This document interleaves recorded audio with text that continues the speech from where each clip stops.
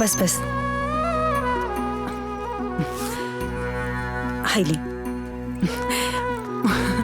माई माई माई माई माई माई का भइल?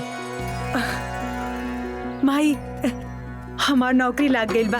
का सच में? हाँ माई, मास्टरलाइन बन गइल बानी और बच्चे लोगन के अंग्रेजी पढ़ावे के। हाँ अरे वाह दीदी, ये तो बहुत अच्छा हो गई। तब तो हमरो पढ़ाई हो जाई और माई घर पे कुछ खर्चा भी आ जाए ना। ए बिटिया, तनख्वाह कितना मिली? माई प्राइवेट स्कूल बा, शुरू में 10,000 मिली पर धीरे धीरे बढ़ जाई। 10,000? हाँ 10,000 तोहर बाबूजी के गईले के बाद पहला बेर देखे के मिली। अरे माई, जवन पैसा मिली वो तो मिल भी करी ना। हाँ। लेकिन खुशी के बात ई बाटे कि हमार दीदी मास्टराइन बन गईली।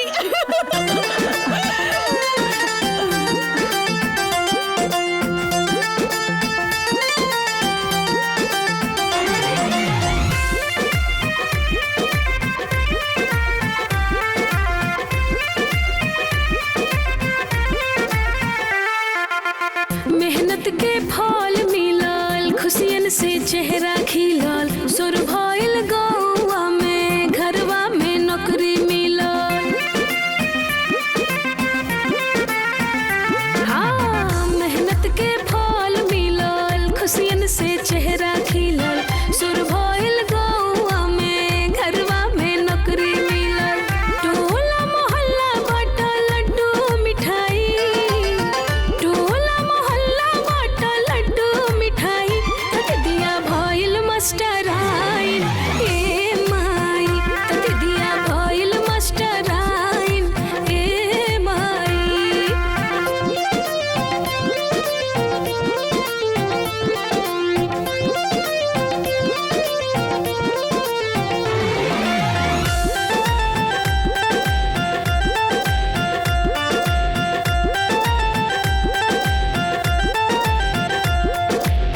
होके तैयार सवेरे ही दीदिया जई है पढ़ावे स्कूलिया में।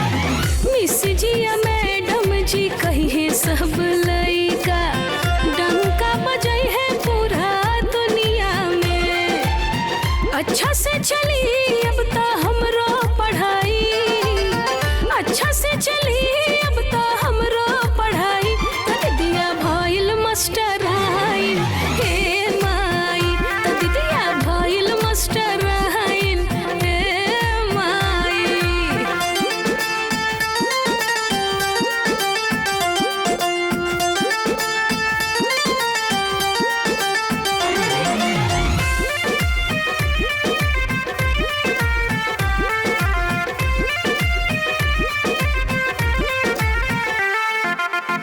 बन गई नी कुछ लायक ये माई, बस तोहरे आशीर्वाद से हम दिनवा खुशी के हब आइले रामा। मिट जाई अब सारा गम, रौनक रही अंगना बहार अब छाई, रौनक रही अंगना बहार अब छाई, तक दिया भइल मास्टराइन। हे माई, तक दिया भइल मास्टराइन। हे माई। माई अब की बार जब सैलरी आई ना तो हमने के नया एकर कोनो जरूरत नहीं के नया ना। कपड़ा के बहिन। ये ठीक बा। अरे दीदी, आवा ना एगो सेल्फी हो जाई। हमरा के ना लेवे के सेल्फी, 24 घंटे फोटो फोटो।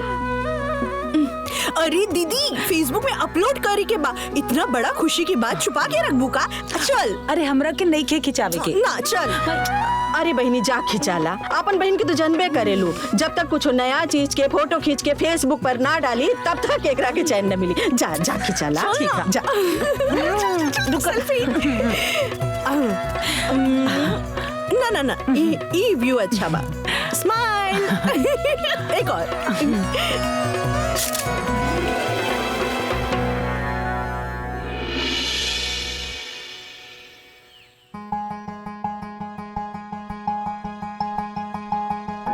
अरे हमार दीदी मास्टराइन बन गईली।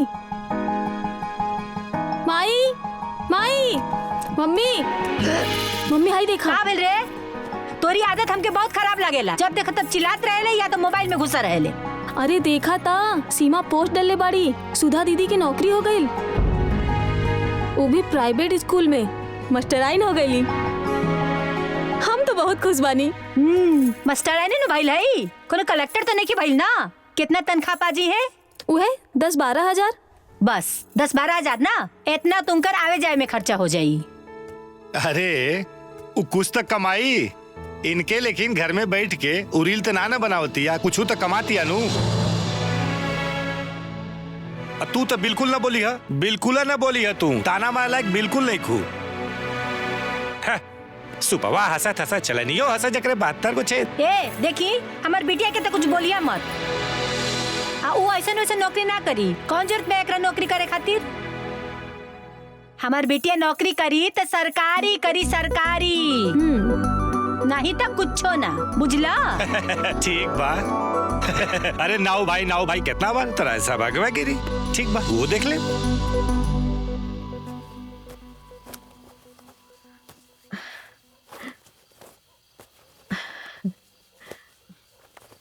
बिटिया तोहार नौकरी लग गई कि हमनी तनी सा संभल गईनी। अब बस एक एक करके हमार दोनों बिटिया के बिहा हो जात, बस हमार जीवन सफल हो जात। बाकी चिंता इहे बा कि बियाहवा होई कैसे। माई तू बेकार के चिंता करत आड़ू। अब हमार जॉब लग गइल बा ना, धीरे धीरे पैसा जोड़ के पहले सीमा के शादी कर दे, ओकरे बाद पैसा जोड़ के अपन शादी कर ले। काहे दीदी? पहले हमार ब्याह काहे होखी, तोहार काहे ना होखी? दीदी तू ना बहुत चालाक बाड़ू, हमके ई घर से भगावल चाहताड़ू। ना सीमा, हम ऐसा ना सोचतानी। हम तो ई कहतानी कि ऐसे करे में सब कुछ आसानी से हो जाए। हम कुछ ना जानी, पहले तोहार ब्याह होखी।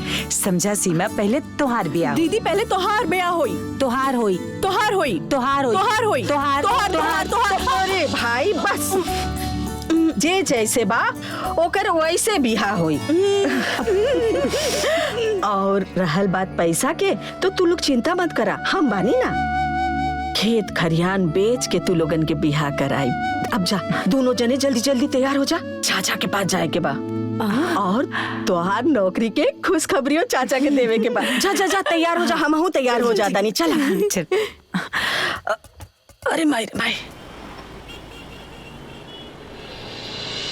चाची हमार टीचर के नौकरी लाग गइल बा, रउआ लोग के खातिर मिठाई लाइल बानी। पता बा, बाकी का फायदा इस नौकरी की? जब चाहे निकाल दे और जब चाहे रख ले। ऊपर से तनख्वाह ऐसन कि आदमी के पेट न भरे। ये कोनो नौकरी बा? हाँ तो चाची। सीमा, ए छोटको, सुधा कहाँ जिंदगी भर नौकरी करतिया। अरे वो जब ले करतिया तब ले करतिया, यही बहाने ओकर मनो लगल रहेला और 2-4 पैसा हाथ में आई हो जाला। अरे दोनों के शादी ब्याह करके ससुरारे भेजल जाए कि या बैठा के नौकरी करावल जाए। सही कहत बाड़ू भौजी, संध्या नु बिल्कुल सही करत बिया। चुप रही जी, रवा के तो सब सही लागेला। बिटिया बटार बन के नौकरी करी है, गाँव समझ का कही? हाँ अब भाई का कब थू हो रहा बा? नौकरी करी। अरे रुका,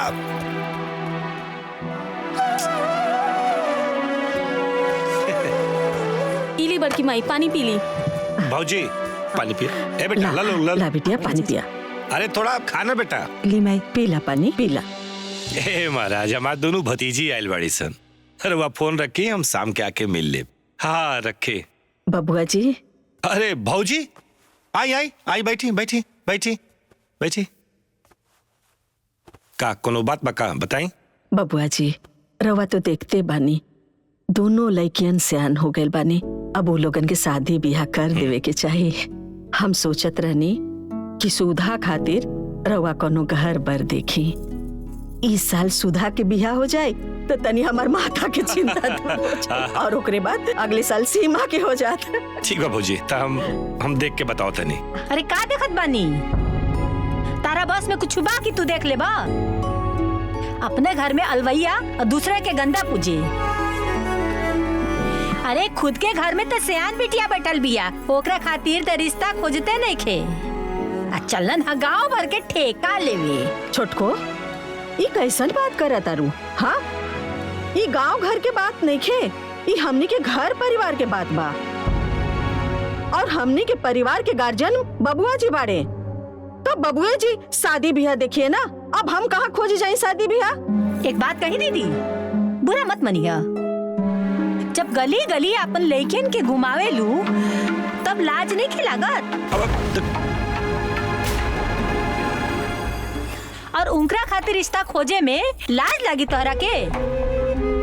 जैसे वो लोग गांव गांव घूमे ली, वैसे ही घूम घूम के अपना खातिर रिश्ता भी खोज ली हैं।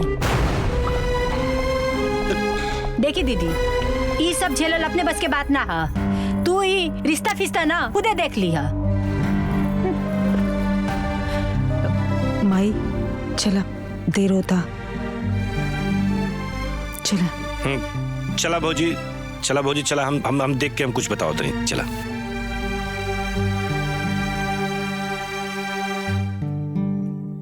चाची तो के इतना सब कुछ सुना देहली और तू चुपचाप बस सुनत रहलू। ये तू ठीक ना कैलू।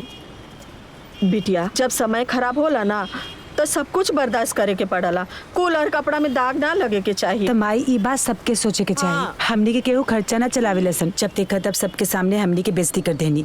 अरे तू लोगन के पता बना ओकर स्वभावे ऐसन बा, तो का करल जाए? ओकर बात के तू लोग बुरा मत मानल करा, जाए दा ओकरा के। ना माई, जब तक उनकरा के जवाब ना मिली ना वो ऐसे ने बोलत रही। हाँ, वो देखा ऑटो वाला। हाँ। एक पूछा चली कि ना।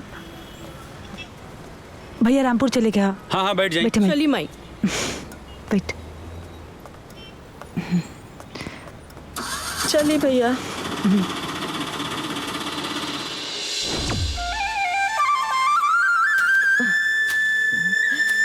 हर 8-10 दिन में घास घुस उग जाला। माई हाँ? हम स्कूल जाता नहीं, कुछ लावे का है तो बता दा, आवत समय लेता आई।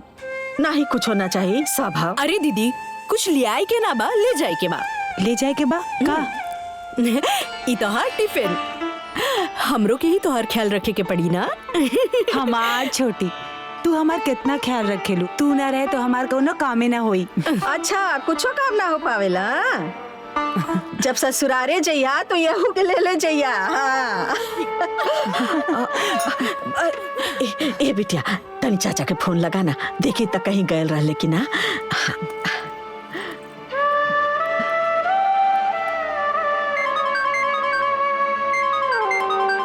देखा ना, सुधाई फोन करते रही, बुझाता भौजी हमरा से बतियावे चाहते रही। ए जी, फोन रखी। अब रखी देखा, फोन, रखी। और एक बात सुनी, उनके बिटियन के बिया के चक्कर में पड़े के आपके कोनो जरूरत ना। उनकर बोझ अपने कपारे पे लेवे के कोनो जरूरत ना बा। फोन नहीं के उठावत चाचा, फिर से लगावा तानी। हाँ, अपन बिटिया के भी बिया करावे के बा, ओकर पढ़ाई लिखाई देखे के बा, सबसे उन्हों के लेके चली। अरे कौन मार हमरा के खर्चा उठावे के बा? अरे तो हमरा खाली बियावे नु खोजे के बा। चल हम कूल समझत बानी, पागल ना बानी। वही लालच में तो लस्करा लगैले बड़ी कि तू खोजबा तो खर्चा तू ही करबा। एहिले कहा था कि उनकरे लड़कियन के बियाहन के चक्कर में आपके ना पड़े के बा। देखा चाचा फोन नहीं के उठावत। लगा था छुटकी मना कर देले हुई फोन उठावे से, यही से बबुआ फोन ना उठावत ताड़े। माई तू टेंशन मत ले, हम जाता नहीं, स्कूल के लिए लेट होता। हम दीदी के छोड़ के आवत है।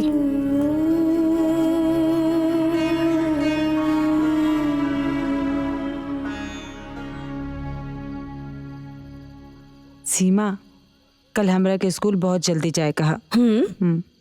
कौनो बात ना, हम टिफिन ना टाइम से बना दे। करेला मत बनइया। इहो ठीक बा, खाई।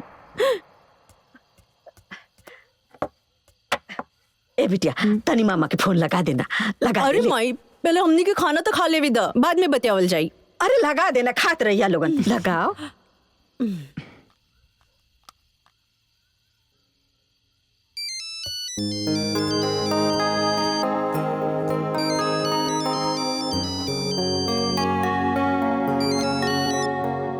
हेलो मामा जी प्रणाम। खुश रह भगिनी, काल चल बा। सब ठीक बा। हाईली माई से बात करी। हाँ भैया प्रणाम। खुश रह बहनिया, काल चल बा। हाँ भैया सब ठीक बा। भैया कल आ जैती त बहुत अच्छा रहत। एगो जरूरी बात करे के बा। कोनो परेशानी बा का बहनिया? अरे नहीं भैया, कोनो परेशानी नहीं के, बस रउआ आ जाई। अच्छा ठीक बा, हम काले आवतानी। ठीक बा भैया, प्रणाम। खुश रह। कल मामा आवत रे। हाँ। हाँ।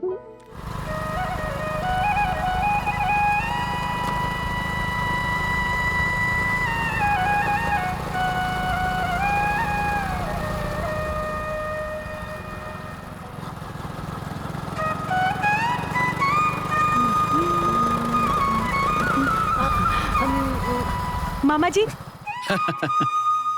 मामा, मामा जी, मामा जी, मामा जी। अरे नहीं। अरे मामा का पैर छू के नरक भेजेगा बा का? भगनी और ब्राह्मण एक समान होला। चलिए मामा जी चलिए। भैया खुश रह बहनी, खुश रह। आई भैया। हाँ आई। चलो। आई भैया, बैठी। और सब ठीक बा। सुन ले ते पढ़ावे जाली मास्टराइन हो गेल बाड़ी। हाँ मामा जी। अच्छा बा, कितना देला कुल? अबे ता 10,000 मिलेला। वाह, बहुत बढ़िया बा। हाँ भैया। भैया जहाँ कुछ ना रहे वहाँ 10,000 भी बहुत दे बा। अच्छा बहनी, ये बताओ कौन बात कहे कर रहल? भैया रउआ तो देखते बानी, दोनों बेटियन से आन हो गए बानी। कहीं रउआ घर पर देख लेती तो सुधा के यह साल बिहा कर देती। अच्छा था, ये बतावा तू अपने देवर से बात कैले रहलू कि ना? कहनी ता, बाकी पता न काहे ध्यान ना देत बाड़े वो। अरे कुछ बात नहीं है, हम बानी ना, सब हो जाए। कैसन बिया चाहे, का दहेज देवे के बा? अब घर द्वार ठीक ठाक रहे के चाहिए, और रहल बात दहेज के, तो तनी मनी खेत बा बेच उच के दिया जाए। अच्छा तो चिंता मत करा, हम बानी ना। अच्छा हम चलत आनी, हमारे घरे बहुत कुछ काम बा। अरे नहीं, खाना खा के चाहिए। बाकी जो मामा खाना खा के चाहिए बनावा दोनों जने। इतना जल्दी कुल सयान भैली? हाँ भैया। खबरदार, जे बियाह के जिम्मेदारी लेनी था। एगो बात सुन ली, हमरा से बुरा केहू ना होई, बड़का चल रहा दानी बने। अरे महाराज, बहनोई ना हमें, बहन परेशान ही है। ऐसे में बहने के बियाह खोजले में कौन दिक्कत हो जाई? और वैसे भी तो है कौन परेशानी हो जाई? माँ परेशानी उरा ना बुझाई, वो हम समझातानी की का परेशानी है। अरे बियाह खोजबा करईबा तो ओमे खर्चा भी उठावे के पड़ी, बता देता नहीं। अरे ऐसा कौनो समस्या ना बा। बहन कहले बा कि खेती बाड़ी बेच के बियाह होखी, पैसा के कोनो दिक्कत ना होखी, बस खाली बियाह खोजे के बा। अरे भाई, बहनोई अगर जिंदा होते हैं तो ऐसा कोनो समस्या ना होत। और बहन अकेले औरत होके बियाह कहाँ खोजी? ऐसे में कुछ हमनियों तो सोचे के पड़ी। अच्छा तो तू बड़का ना जिम्मेदार बने के कोशिश मत करा, ठीक बा? उनका देवर बाड़े। अरे देवर ओलाग रहता तब का? कुछ भी हो जाए, लेकिन बीच में रउआ नहीं खे पड़े के त नहीं खे पड़े के। जौने 2 पैसा रखले बानी ना जमा पूंजी, वो खत्म हो जाई। नहीं खे खोजे के तब मतलब नहीं खे खोजे के, बता देता नहीं। अरे भाई, हमेशा हड़कम मचोले रहलू। जा एक गिलास पानी लेके आवा, जा। पानी लेके आवा तनी। दीदी, हाँ एक बात बताई। बोल। माई ने जैसे तारा ब्याह खातिर पगला ही गइल बाड़ी, पूरा है ना? हाँ, जब देखा तब हर जगह एक के गिरट सबसे लगावले बिया। हमार सुधा की ब्याह देखला, हमार सुधा की ब्याह देखला। है ना? सुनी ना तो तोर खैर नहीं। जब देखा तब तू दोनों के खिसिर खिसिर लगल रहेला। भाई हाँ? हमने के तो ऐसे ही बात करके हंसत रहनी। अरे चाची। हाँ चाचा पीछा। अरे चाची, ये लड्डू मिठाई ये का? अरे हमरे गुड़िया का बियाह तय हो गइल बा ना। आई चाची बैठी। साजो। हाँ, वो कहा ना कि छेकैया हो गइल बा गुड़िया के, तो सोचनी है कि बहना पाहुर बांट दे। ये बहनी, जब केहू के बिहाई के बात सुनीला ना हमार करेजा खुशी से गदगद हो जाता। सही कहता नहीं दीदी, केहू कभी बिटिया बहन होके जब बियाह शादी तय हो जाला ना तो खुशी तो होबे करेला। ए दीदी, ई चाची ना माई के रोआवे खातिर आ गेल बाड़ी। आज ना माई के रात भर नींद नहीं बस। शादी के बाद सुनते ही ना माई के नींदे गायब हो जाला। ए दीदी, हाँ सुधा के बियाह कब करता रू? ए बहनी, भैया के तो कहले हैं अब लइकवा मिली तबे ना बिहवा होई।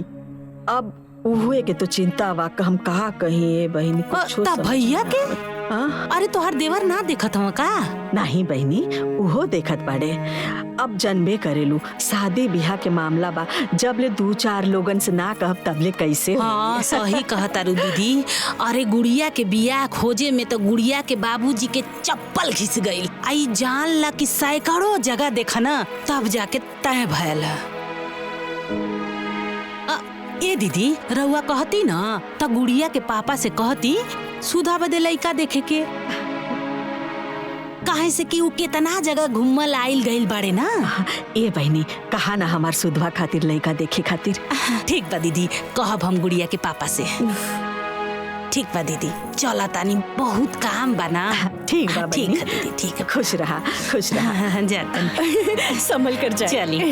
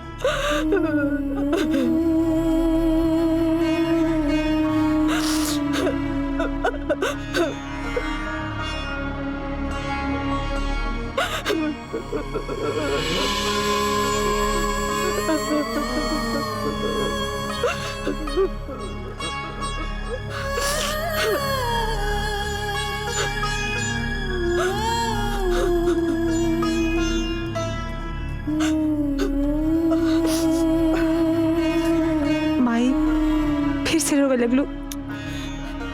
अरे दीदी, हमके ना पता रहल उ चाची आइल भी है ना तो माई के रोआ के ही जाई। अरे नहीं, वो हमरा के का रोआ के चाहिए, वो हमरा के ना रोइलस। हमरा के तो तोर बाबूजी की याद आ गई। अगर आज ही रहतन तो हमरा के ये दिन देखे के ना पड़त। तू लोगन के बिहाए खातिर तुम्हारे द्वारे भटक के घोड़ धराई ना करेंगे पड़त।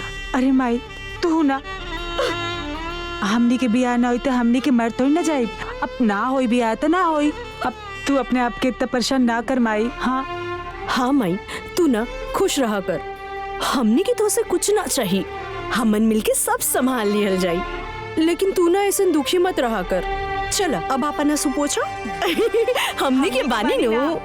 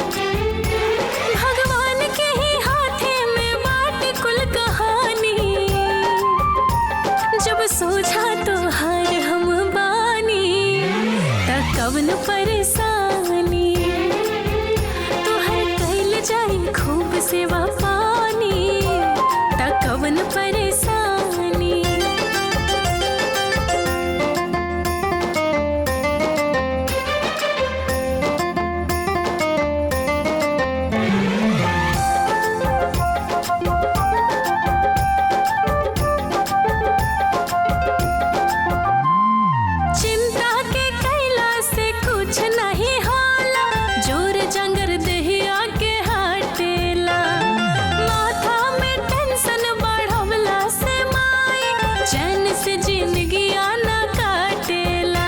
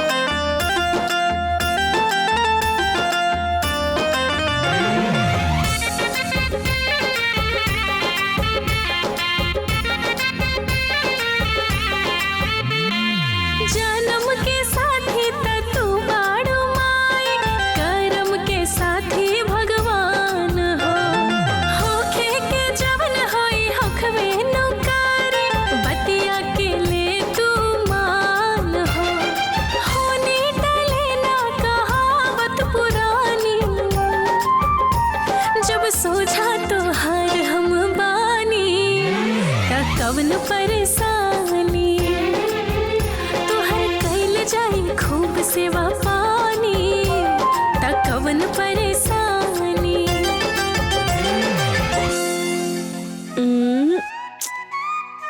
ओहो दीदी, ये नेटवर्क ना बहुत ही बेकार बाटे। सीमा दिखाई नहीं के देत पेपर बनावतानी, जब देखा तब सेल्फी। सॉरी दीदी।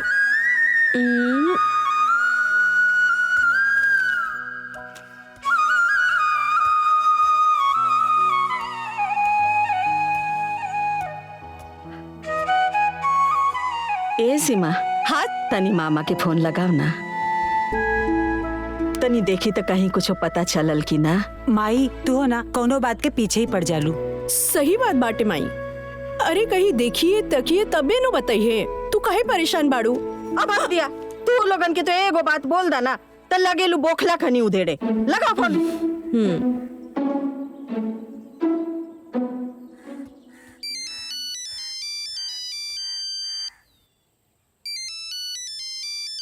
केकर फोन है जी?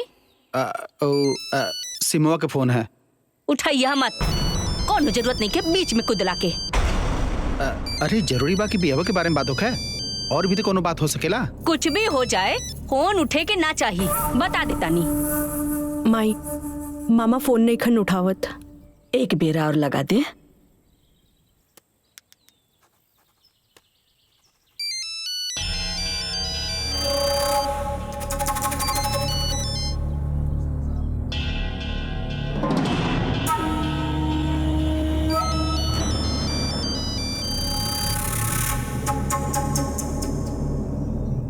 नहीं खन उठावत।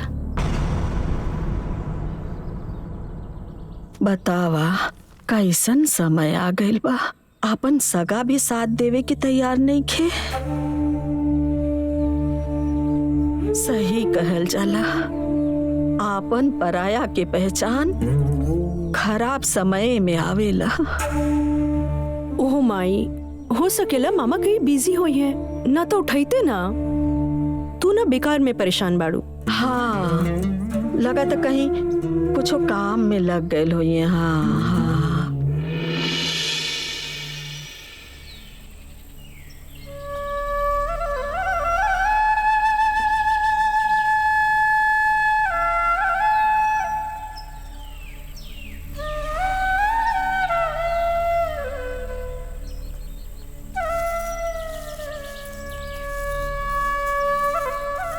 निर्मला, आई ना दीदी, बैठी। आई बैठी। का होता? अरे दीदी का बताई, जान जाई कि जब से गुड़िया के बियाह पड़ल बा ना, पूरा परिवार वही में व्याकुल बाटे। आ जानते बानी कि जब स्टैंडर्ड शादी खोजी तो स्टैंडर्ड तैयारियां तो करे के पड़ी। हाँ बहनी, वो तो करे ही के पड़ी। हाँ। ए बहनी, तनी गुड़िया के बाबूजी से कह दे तू हमार सुधो खातिर एगो लड़का खोज देते। इतना इन्होंने जाने, कहीं कुछ हो तो बताते हैं। बाय दीदी, ई तो उनकर बाएं हाथ के खेल बा, चुटकी में लड़का खोद दी है। रुकी बुलाओ तनी। हाँ। ए गुड़िया के पापा। हाँ का है बोला? अरे तनी सुनी ता। अरे बोला बाजारे जात है। अरे पहले है जे आई सुनी। अरे भाभी जी प्रणाम। हाँ, खुश रहा। देखी ना दीदी बड़ा परेशान बाड़ी, इनके लड़किया के लड़का खोजे खातिर, तन देख ली ना कहीं। हाँ बबुआ, हमार बेटियों के उद्धार लगा देता तू। अरे भाऊजी, रउआ राज क्यों चिंता मत करी, लड़का तो हम ऐसे चुटकी बजाए के जेब हम लेके घूमत रही थे। का है ना, बहुत लड़कियां देखे गेल रहनी अपने गुड़िया खातिर, ओहमे से बहुत रिश्तवा काट देले बानी, ओहमे से कौन कौन सेट कर दे। ओ भाऊजी, ओ सुधा के बिया अपने देवर जोखन से ना कालू का? कहले तो रहनी बबुआ, बाकी पटीदार के मामला बा, रवा तो जानते बानी। जाए दी, घर परिवार के बात बा, कहा बताई। अब बिटिया के बियाह के बात बा, 2-4 लोगन से बोले के पड़ी, तबे तो रिश्ता मिली। कौनो बात ना भाऊजी, देखत ना बाड़ू, हम अपने गुड़िया खातिर ऐसा रिश्ता खोजले बानी एक देखे नौ सिहाय ऐसा रिश्ता खोजनी कि होकर लड़का के नौकरी गाड़ी घोड़ा घर दुआर सब बा।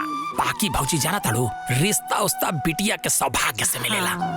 खैर वैसा रिश्ता त ना कह पाबू, लेकिन हाँ तू चिंता मत करा, हम ऐसा रिश्ता खोजब कि जोन तू अच्छे से निमा जा।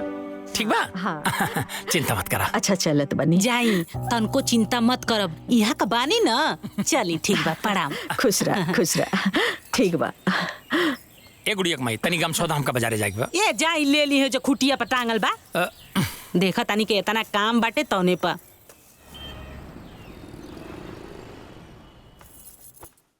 और बताई दीदी, आज कैसे हमरा घरे के रास्ता भुला गई हा? जनते बाड़ू गुड़िया के बियाह तय हो गइल बा, त ओकरे खातिर सर सामान खरीदे शहर आइल लनी है। त सोचनी है कि लगले तो के न्योतो दे दी, काहे से कि फिर मौका ना लागी ना। हईला न्योता कुल परानी के आवे के बाद, ठीक ना?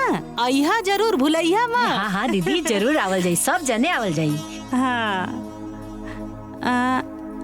केहू दिखात नहीं खे? दीदी ई त ड्यूटी पे गइल बड़े और हमार रानी बेटिया कॉलेज। इस समय तो हम घरे अकेले रही। अच्छा ये बतावा, तू लोग अपने जेठानी की मदद ना करेलू का? कहे दीदी ऐसा काहे कहत बड़ू? कुछ सुने के मिला ना का?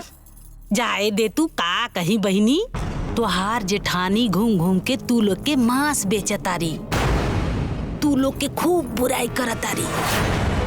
कहतारी कि उनकरे बिटिया के बियाहे में तू लोग कौनो मदद नहीं खा करत, खूब गांव भर जान जा की शिकायत करतारी। अच्छा ई बात बा।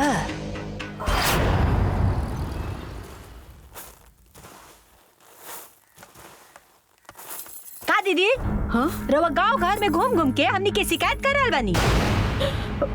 नहीं छोटको, हम केहू से कुछो शिकायत ना कइनी है। हमनी के सुननी है कि रवा गांव घर में घूम घूम के ई कर रहल बानी हमार देवर हमार लड़की के बियाह खातिर लड़का नेखन खोजत। अरे रउआ से जब अपन बिटियन के बियाह नहीं के हो तो हमनी के तो शिकायत बनावता नहीं। हाँ काय हमनी के बेइज्जत करता दी? छोटको, हम केहू से कुछो ना कहनी है, हम तो बस अपन सुधा के बिहाई खातिर एक दो लोगन से लड़का खोजे खातिर कहले रहनी है। कहलू? अरे चाची अगर कह देलू तो एमे का गलत बा? हाँ ये शिकायत हो गई का? और वैसे भी शादी ब्याह खातिर ना लोग बहुत से लोगन के कहेला। एमे गलत का बा? तू दोनों जाने तो चुप पे रहा, बोला मत बीचे में। दीदी रो आज के बाद हमनी के शिकायत कैली ना तो हमनी से बुरा क्या ना होई।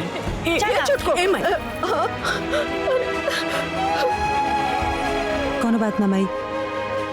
बैठ जाओ, बैठ जाओ, बैठ दीदी।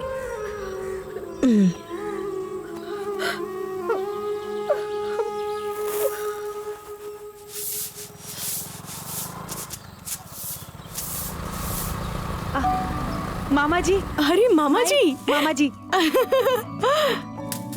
भैया खुश रहा लोगन। आई मामा जी। माई माई मामा आ गइलन। गोड़ लगता नहीं भैया। ए बुच्ची जा मामा खातिर हाँ, पानी लिया वा। भैया कहीं लइकवा देखला तकला? हाँ बहनिया, बड़ी मेहनत से एक जगह बात बनल बा। हाँ। बियाह बहुत बढ़िया बा। घर द्वार खेती बाड़ी सब एक नंबर है। अच्छा यहाँ तक कि घर में नौकर चाकर सब बा। सुधा बिटिया राज करी राज। लइकवा का करला? लइकवा भी सरकारी नौकरी में बा। मामा जी लइका सरकारी नौकरी में बा, इतना सब कुछ बढ़िया बात, तो दहेज भी वो लोग ज्यादा मांगिए ना? ना दहेज कुछ ना मांगे हैं, हम बात कर ले बानी। उ का है कि लइकवा के तनी फालिज के शिकायत बा, तो पैरवा से चल ना पावेला, व्हील चेयर से चलेला। तो हम साफा कह दनी भाई देखा हमार लड़की एकदम पढ़ल लिखल स्मार्ट बिया। अच्छी लड़की देत बाड़ी तो दहेज बिल्कुल ना देब। और वो लोग मान गई ना।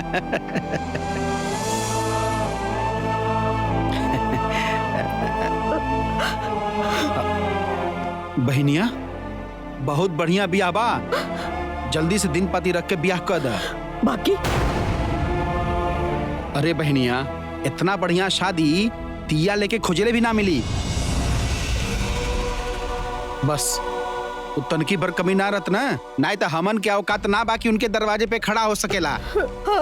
अरे चुपचाप आंख मूंद के बियाह कल। अब इतना बढ़िया बियाह अब ना मिली। मामा जब सब कुछ इतना बढ़िया बा तब काहे ना अपना बिटिया से करवा देता नहीं। बोला मामा, का आप ही शादी अपन बिटिया से करा सके नी? नानू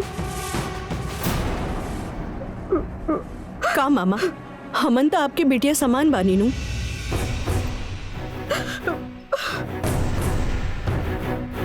एगो अपाइज से बिया आप कैसे सोच सके नी मामा? रहुआ के तन को भी संकोच नहीं खिला गई। सीमा, का दीदी?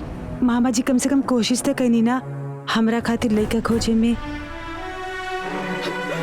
देखिए भैया, हम मजबूर बानी, एकरा मतलब ही ना कि हम अपन दोनों बेटी के कुआं में ढकेल दे। एगो लड़की के बियाह एगो लड़का के साथे होला, धन दौलत के साथे ना। जाई वो लोगन के बोल दी हम अपन बेटी के बियाह करे खातिर तैयार नहीं की। जाई बोल दे। हाँ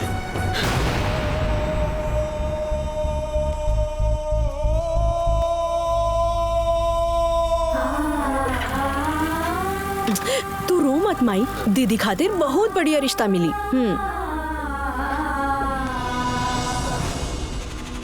हमरा इतना मना कैला के बाद भी समझ में ना आइल। चल गईला बहन के दहिनवार बने खातिर, करा लिहला बियाह। अरे शांति मिल गई तोहरा के। अरे भाई जब ना पसंद आयल तो हम का करी? बात खत्म। अरे कैसे बात खत्म? ओ लोग के इतना मजाल त थोड़ा कमी का निकल गई त राउर बाल नोच ली लोग। और कमिए का रहल है, लइका थोड़ा अपाहिजे न रहल है, कर ना सकत रहली है बियाह। अरे उनकरा खातिर का बड़का राजकुमार आई, झोली में दाना न खा ले बाबू खाना, देवे लेवे को कुछ है नहीं खे, और रजवाड़ा परिवार खो जाता रही। एगो बात सुन ली, आज के बाद उनकरा बीच में पड़ला के रुआ जरूरत नहीं खे। अरे हम झांके ना जाई, बात कल तो बहुत दूर। तब मत जाई, कर अपना बेटी के बियाह कोनो राजकुमार से खोज के, कोनो जरूरत नहीं खे रुआ के इलाके, बता देता नहीं।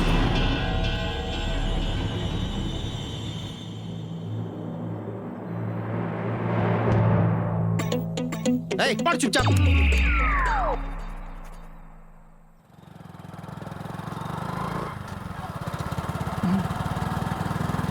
देख दीदी, अगर आज चाचा भी माई के चाचे की तरह ताने मरी है ना, तब इनकर खैर नहीं खे। हमसे बुरा क्यों ना होई, पूरा जवाब सुनकर ही जाई हैं। भौजी कहाँ बाड़ी? भीतर।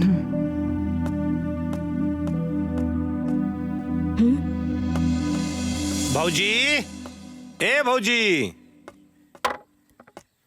भौजी। हाँ अरे बबुआ, प्रणाम भौजी, बैठा। खुश रहा।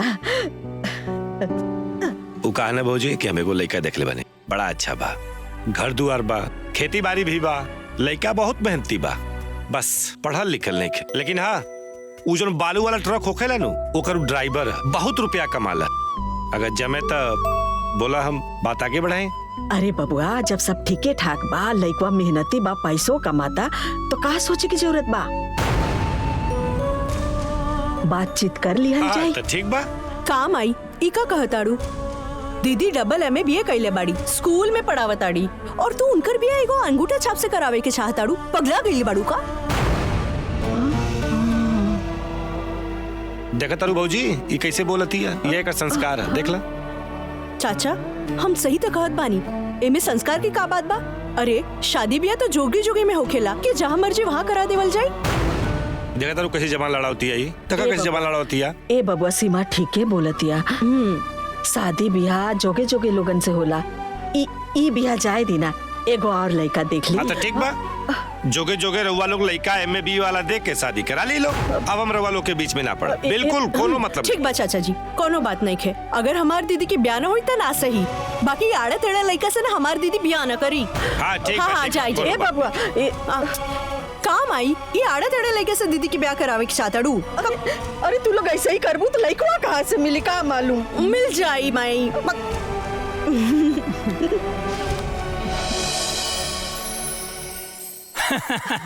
भौजी, रिश्ता तो बहुत बढ़िया रहल, लेकिन जौन बा तैयार नहीं खे होत रहले।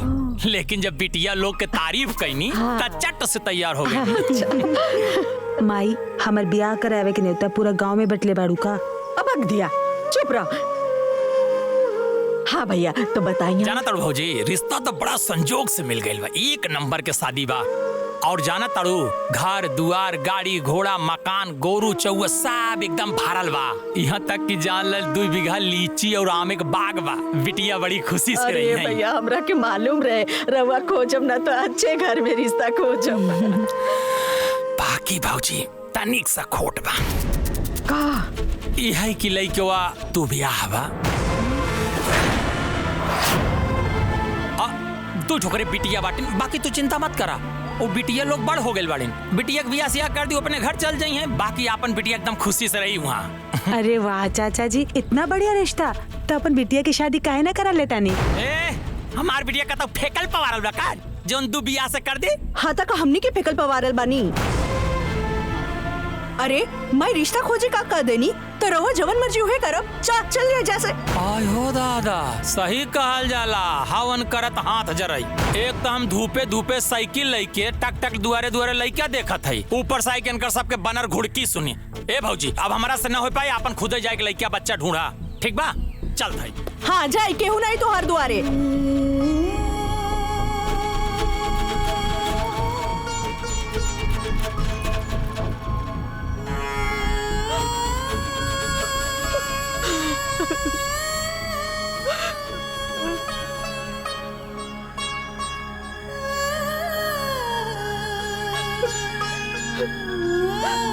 रहुआ हमरा के दूधू बेटी के साथ बीच मझधार में छोड़ के चल गए ने।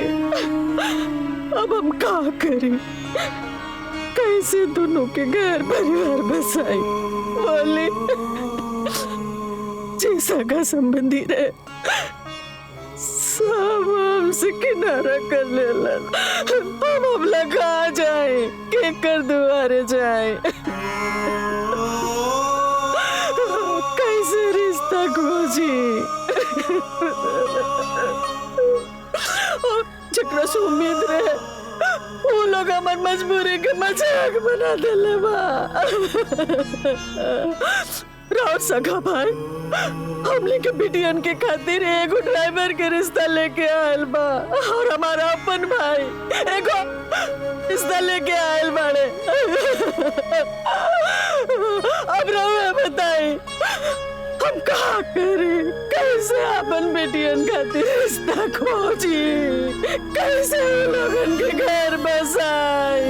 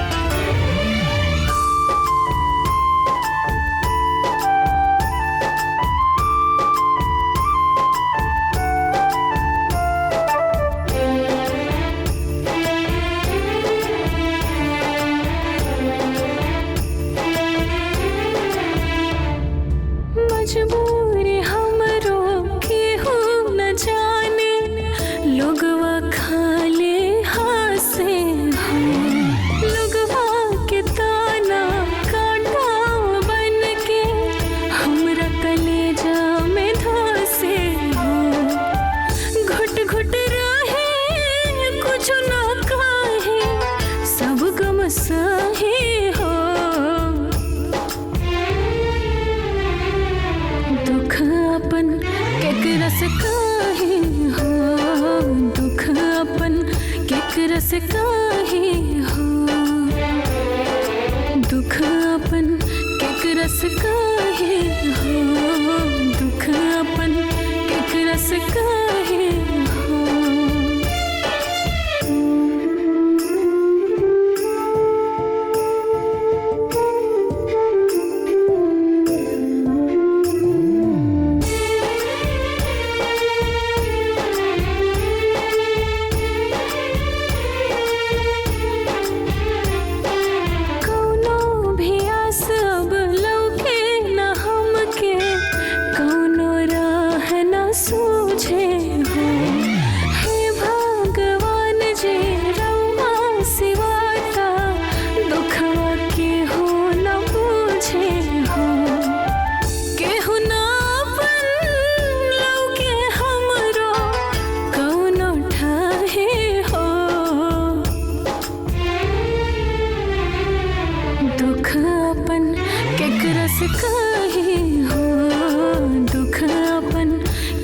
से काहे हो दुख अपन केकरा से काहे हो दुख अपन केकरा से काहे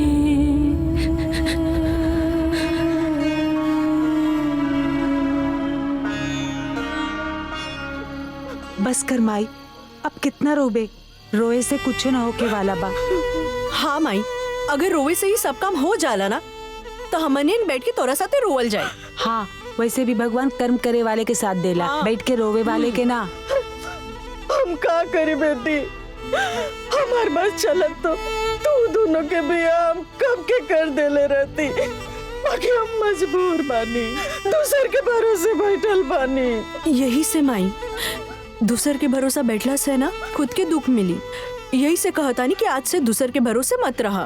तो का करी, तू लोगन के बिया कैसे करी? हाँ तो ना होई बिया तो ना होई, हमनी के बिया नहीं के करब, हमनी के तोरा साथ हमेशा ही घर में हमेशा हमेशा के लिए रह जाए। हाँ ई का कहत बाड़ू, क्यों जिंदगी भर अपन बेटी के घर में बिठा के रख ले बाका जे हम रखब? यह तो हम समझावे के चाहता नहीं माई कि आज ले केहू की बेटी कुआर रहली का नानू, बाकी जेकर बियाह ना बैल ओकरो हो जाई। देख माई, लड़का कुआर रहेला, बाकी लड़की केहू की कुआर ना रहेली।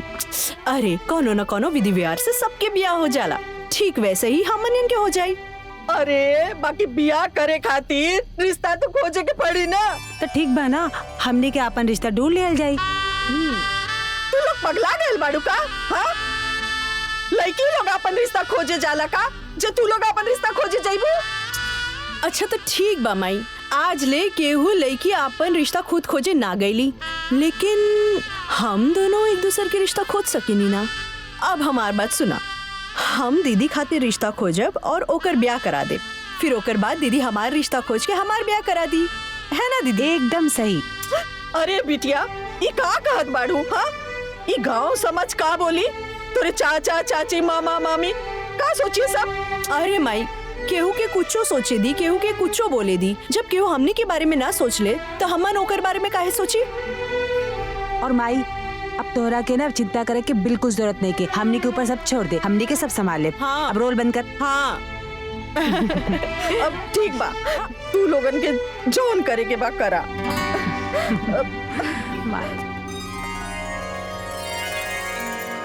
माई, आशीर्वाद दा कि हम दीदी के रिश्ता खोजे में सफल रही। माई, हमरा के भी आशीर्वाद दे कि हम सीमा खातिर एक अच्छा घर और वर ढूंढ पाई। बिटिया, भगवान तू लोगन के मनोकामना पूरा करे। बाकी एगो बात बोली? बोली ना माई। बिटिया, एक बेर तू लोग फिर से सोचला, कई तरह से लड़की लोगन के अपन रिश्ता खोजल ठीक बा? अरे माई, हमन अपन खातिर रिश्ता खोजे थोड़ी जात बानी, हमन एक दूसरा खातिर रिश्ता खोजे जात बानी।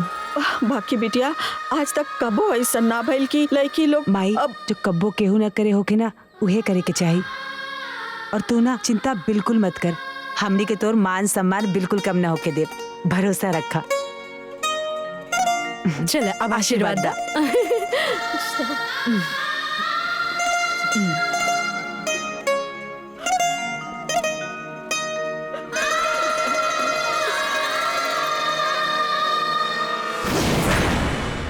का हो बिटिया, तोहरा घरे में कोनो आदमी नहीं खे लड़की होई के बियाह खोजे आयल बाटू? देखिए भैया, हमनी के घर में सिर्फ 3 लोग बाटे, एगो माई, बहन और हम। और हमार बाबूजी तो बचपन में ही हमनी के छोड़ के चल गए। तो रवे बताई कि ब्याह के खोजी। हाँ बात तो सही बाटे, बाकी का बाबूजी? ई है कि आज तक इतिहास में कबो ऐसा ना भइल रहे। अब होई ना बाबूजी, काहे कि मजबूरी ही इतिहास बनावेला। बाकी समाज स्वीकार ना करी और हम भी ऐसा रिश्ता ना कर सकीला। बाकी कोनो बात ना बाबूजी, हम दूसरा रिश्ता देख ले।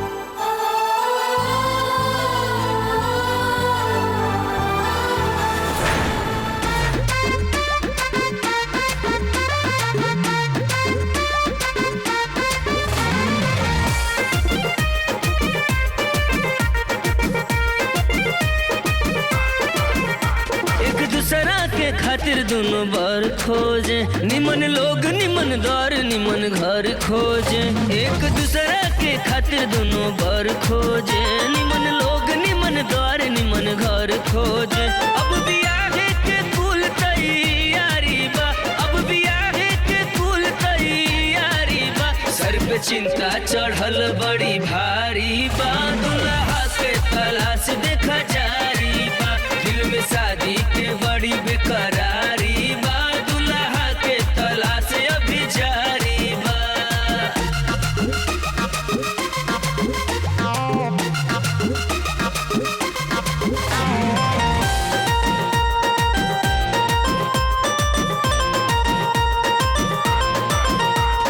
लइका बियाहे के जोग चाही सोच के, एने ओने दौरे दौरे जाली हो।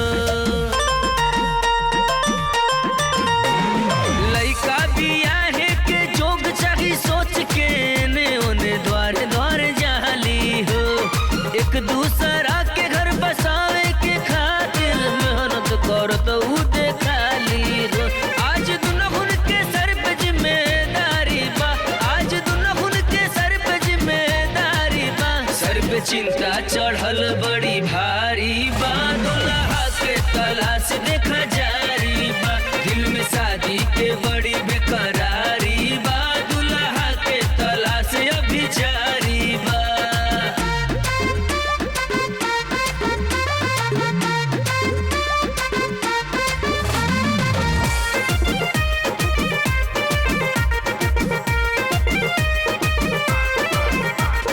एक दूसरा के दोनों खोज खुशहाली हो के चाही बहिन ऐसान। एक दूसरा के दोनों खोज खुशहाली हो के चाही बहिन ऐसन। अरे अपन अपन फर्ज देखा दोनों निभावे, एगो अभिभावक के जैसन। दिल में दुनहुन के प्यार बड़ा भारी बा, दिल में दुनहुन के प्यार बड़ा भारी बा। सर पे चिंता चढ़ल बड़ी भारी बा, दुल्हा के तलाश देखा जारी बा। दिल में शादी के बड़ी बेकरारी बा, दुल्हा के तलाश अभी जारी बा। देखी बाबूजी, आप जवन जवन कहत बानी हम उ सब देवे खातिर तैयार बानी। बस एक बार आप हाँ कर दी। अरे जब तू कुल मांग हमार मानिए ले बाड़ू तो हमरे तरफ से हाँ समझा। बस लड़का हमरा लड़की के देख के हाँ कह दे तो समझा ये बियाह पक्का। ठीक बा बाबूजी।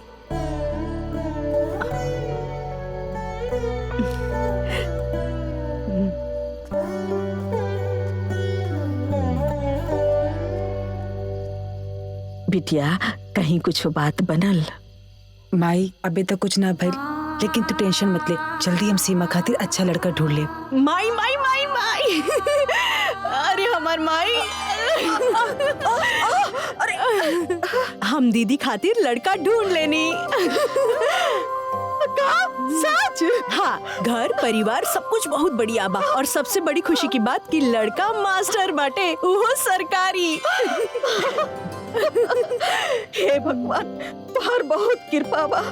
सच कहेला लोग, भगवान के घरे देर बा अंधेर ना। दीदी, ये देखा लड़का का फोटो? अब तोहरा के पसंद बाता, हमरा के भी पसंद है। माई, ये देखना। अरे वाह, लड़का तो बड़ा नीमन बा है ना। हाँ माई, अब तोहरा के ना जल्दी तैयारी करे के बा, कल लड़की दिखाई लोग। अच्छा,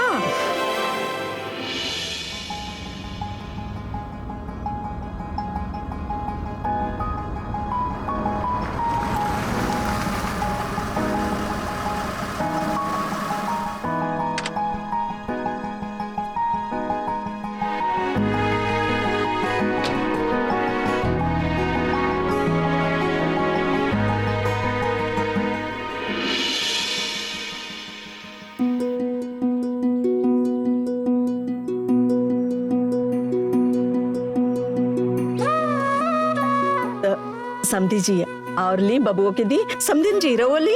अरे समधिन जी, आवा भगत तो बहुत हो गई, अब वो काम हो जाओ जौना खातिर हमनी के आइल बनी जा। बिटिया के बुलाई ना। जी सीमा।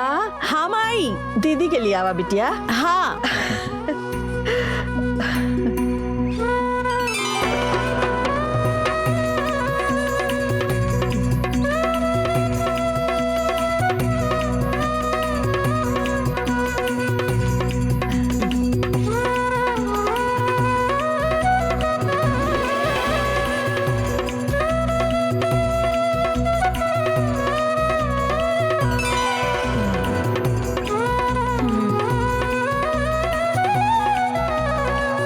हमार दोनों बेटी में रंग रूप गुण मान सम्मान में कोनो कमी नहीं खे। बस तनी सा पैसा से हाथ तंगी बा, यही से बड़की बिटिया के नौकरी करे भेज देनी। तम्मे का बुराई बा, पढ़त लिखत बाड़ी, पढ़ावत बानी, सम्मान के नौकरी बा और ही अच्छा बा।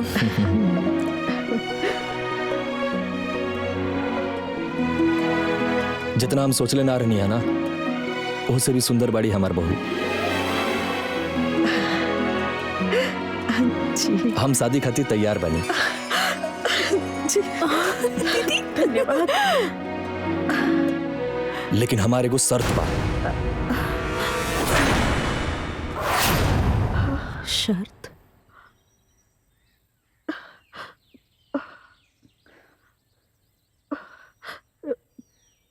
कैसन शर्त? हम बिना दहेज के शादी करब।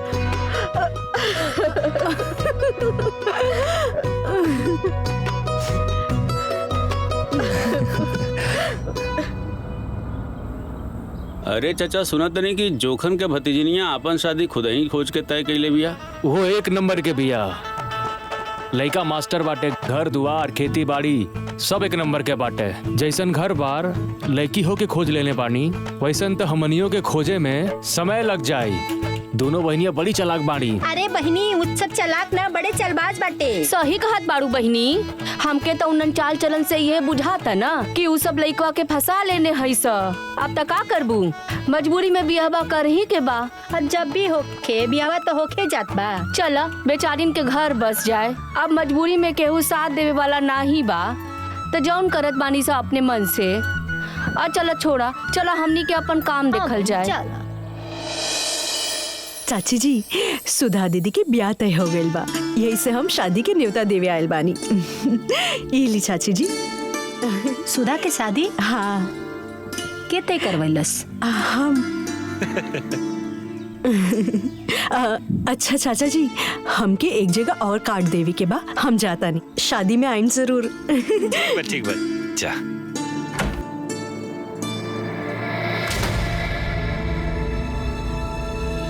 मामा और मामी, रोवा लोग के पूरा परिवार के साथ में आए के बा। अरे हमनी के परिवार ते पूरा 2 दिन पहले ही आए। ठीक बा। चाचा जी, हमार बहन सुधा के रिश्ता तय हो गइल बा। अरे वाह। और ई रहल शादी के न्योता। चाची, चाचा, पूरा परिवार के साथ में आई के बा। हाँ ठीक बा बबनी आवल जाई। ठीक बा।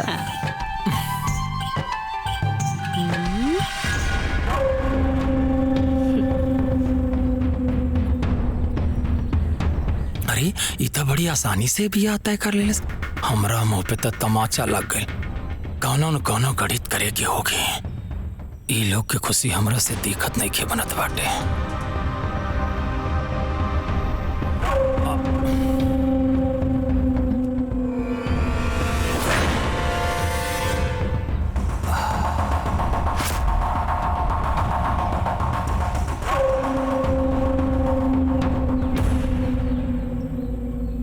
सब कुछ तो हो गई, ब्याह तो करही के ना पड़ी। बात तो बहुत आगे बढ़ गई बा। शादी के कार्ड वगैरह सब बटा गई बा, न्योता हकारी भी सब बटा गई बा, सबके शादी के बारे में पता भी बा। हमनी के बहुत बड़ा बदनामी हो जाई। अरे महाराज जी, जीवन भर जलालत झेले से अच्छा बा कि एक बार के बदनामी ठीक बा। बाप रे बाप, ऐसन बिटिया बिटार आज ले हम ना देखनी। बतावा, उठते ही भेंसारे जे कां कां करे लागे, ऐसन होला का? भैया मनई त छोड़ा, उड़त चिड़ई से उ झगड़ा करेली। अब का बताई, देखा बिटिया बिटार हन के बारे में कुछ कहे के ना चाहिए, लेकिन यही जान ला कि पूरे गांव के लौंडन के साथे बैठ के घूमेली। महाचरित्रहीन बाड़ी का? हाँ, अरे बतावा, गांव के लौंडन के साथे मुंह बांध के बाजार में जाई के जे गुलछर्रा उड़ावत होई, समोसा टिकिया खात होई, वो कितनी बढ़िया लड़की होई भैया। हाँ महाराज, देखा हम यही कहा कि आप गांव देश के सामाजिक और प्रतिष्ठित व्यक्ति बाड़ा।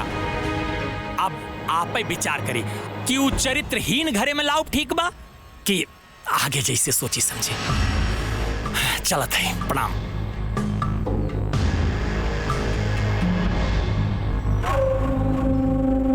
बैठ के सोची महाराज, एक दिन के बदनामी ठीक बा कि घरे में चरित्रहीन लड़की रख के जीवन भर के बदनामी ठीक बा?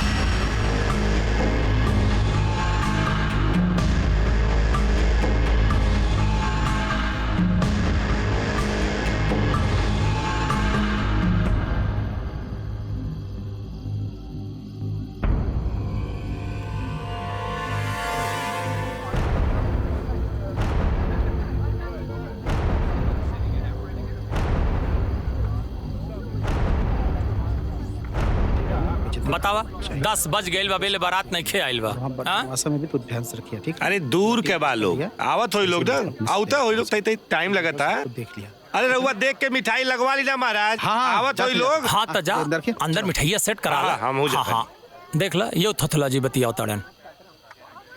ए सीमा। हाँ चाचा। अरे वो भइल बारात ना आइल, कोनो बातचीत भइल का? ना चाचा, बात तो ना भइल। हो सकेला नाचे गावे में लेट होत होई।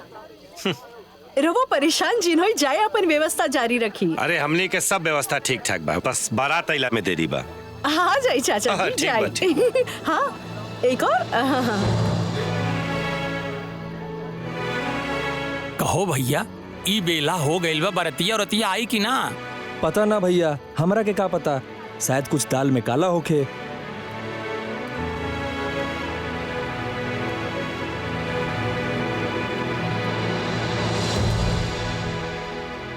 ए सीमा, सीमा। हाँ चाचा जी। बेटा यारा तो का भाई चाचा जी? ते देता लोग का नंबर देता, लगा के पूछी बारात लेके आवत हो लोग कि मजाक करते हो? ये देखी।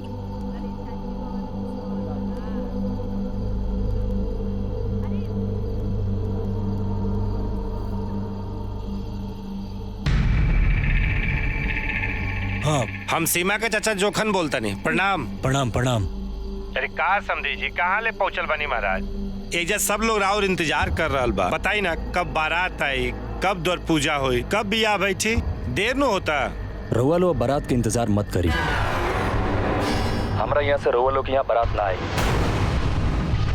और हम अपना लड़का के बियाह रउआ बिटिया से ना करब। चाचा जी, आप एका कहता नहीं, यहाँ सब कुछ तैयारी हो चुकल बा चाचा। ऐसा मत करी चाचा जी, न तो हमने कहीं मुंह दिखावे लायक ना बची। ठीक बा, रखा तानी। हे भगवान।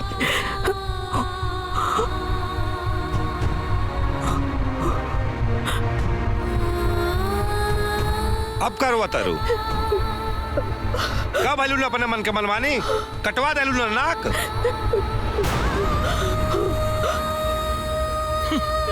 मुंह पे करखा पतवा ले लू ना। एडवांस बने चल रही हैं। अपने मन से बिया खुजात रहल खोजा। इतिहास लिखत रहनी है, लिखा इतिहास।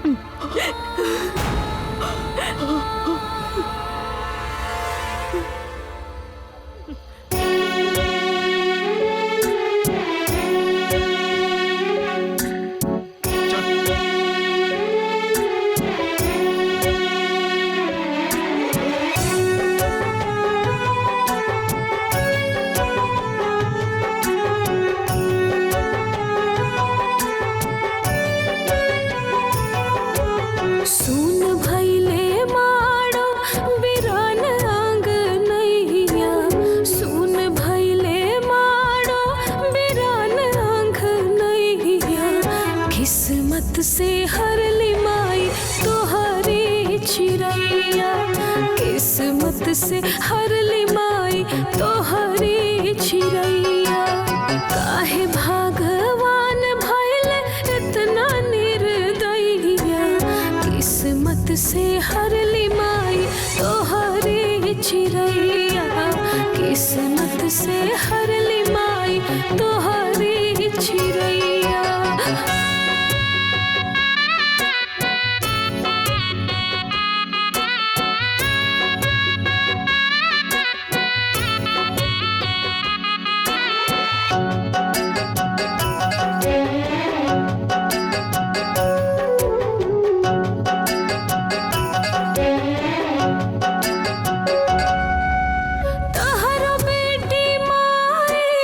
किस्मत के छोट हो राम जी भी नाही मोहाल हो, मारे लताना सगरो जमाना, सब कुछ देख रह जाले हो। के होई जिंदगी के नाव के खेवैया, किस्मत से हर लिमाई तोहरी चिरैया, किस्मत से हर लिमाई तोहरी चिरैया।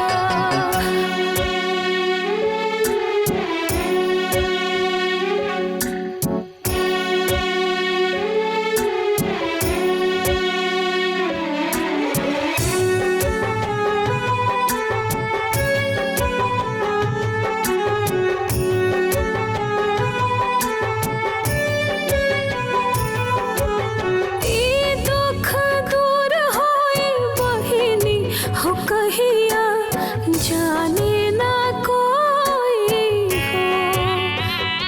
हो, माफ कर दे दीदी ऐसन गलती अब नाही होई हो। दीदी हो हमनी के किस्मत मुदैया,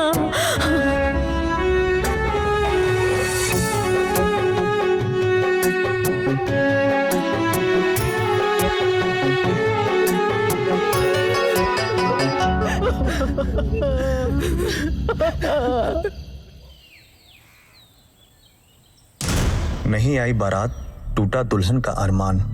गरीबी फिर एक बार किसी लड़की की दुल्हन बनने का सपना किया तार तार। लड़की हुई निराश। यह घटना सोनभद्र जिले की हाथी नाला गांव की है। गांव के एक बिन बाप की लड़की सुधा की कल रात बारात आने वाली थी। पूरी रात दुल्हन सुधा और उसके परिवार बारात के इंतजार करते रह गए। रात बीत गई पर बारात नहीं आई। लड़की और लड़की के परिवार वालों की जगहसाई हुई। अनुमान लगाया जाता है कि मामला दहेज का है, क्योंकि लड़की में कोई कमी नहीं है। वह MA BA टीचर, सुंदर, सौम्य और सुशील है।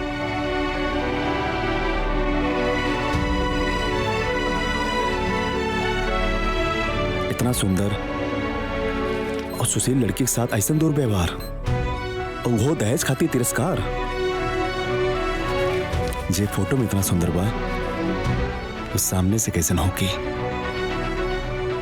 एकरा बदे तो मिल ही के होगी। आपका एजुकेशन तो बहुत अच्छा है, कहीं अच्छी जगह अप्लाई कीजिए ना। हाँ, 1-2 जगह ट्राई किया है, बट अब माँ यहाँ अकेले रहती है घर पर, हम 2 बहनें हैं, इस वजह से ज्वाइन नहीं कर पाए। देखते हैं करेंगे। नहीं, फिर भी आप अपना करियर देखिए। हाँ वो तो है। और आपके घर में? हेलो सुधा जी। मैं गगन, मुझे आपसे कुछ बात करनी है।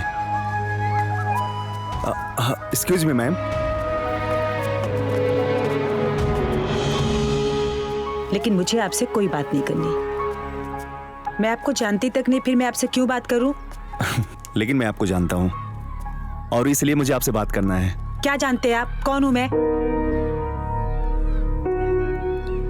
यही कि आपका नाम सुधा है और आप हाथी नाला के रहने वाली हैं। अभी 4 दिन पहले आपकी शादी थी और आपकी बारात नहीं आई, जिससे आपकी शादी टूट गई। और ये आपके साथ अच्छा नहीं हुआ, जिससे आप बहुत दुखी हैं। और मैं आपसे शादी करके आपका दुख दूर करना चाहता हूँ। पर मैं कोई शादी नहीं करना चाहती।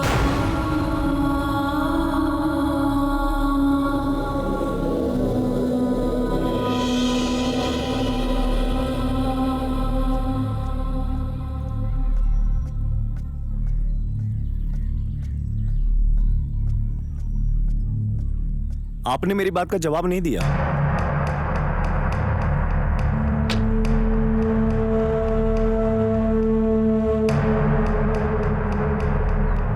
मैं किसी ऐरे गहरे के मुंह नहीं लगती। और कितनी बार कहा आपको मेरा पीछा करना छोड़िए, वरना आपके साथ बहुत बुरा हो जाएगा। और हाँ, मुझे छेड़ने की कोशिश मत करना। पहली बात तो मैम, मैं कोई ऐरा गहरा नहीं हूँ। मैं एक सभ्य परिवार का सज्जन लड़का हूँ। और दूसरी बात, आपको छेड़ नहीं रहा हूँ, मैं तो आपसे शादी करना चाह रहा हूँ। और कितनी बार कहा है आपसे, मुझे कोई शादी वादी नहीं करनी। सड़क पे शादी करेंगे। तो ठीक है, राह में शादी नहीं तो घर पे ही आता हूँ।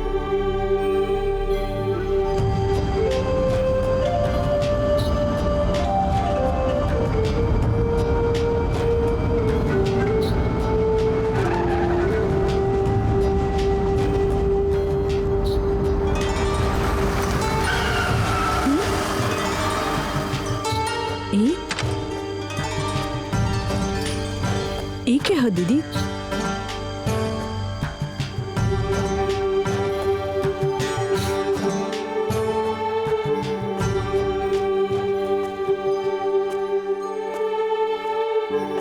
सीमा, जवन लड़का के बारे में तोहरा के बतौले रहनी ना, ई उहे लड़का हा।